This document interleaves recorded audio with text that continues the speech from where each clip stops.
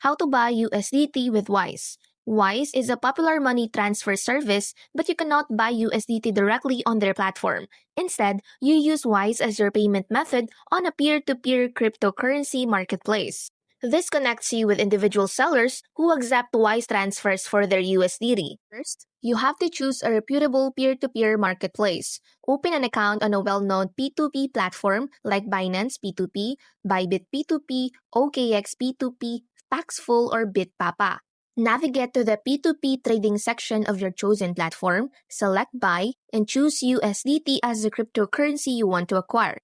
In the payment method filter, select Wise or TransferWise. This will show you sellers who are accepting or willing to receive payments through Wise. Before starting any trade, thoroughly check the seller's profile, look for high completion rate, high number of traders, positive feedback or reviews, and lastly, verified status. Once you have chosen a trustworthy seller, click Buy USDT on their offer.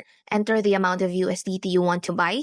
The platform will then generate a trade chat and provide the seller's Wise details. Go to your Wise account or app separately, and lastly, initiate a transfer to the seller's provided Wise details.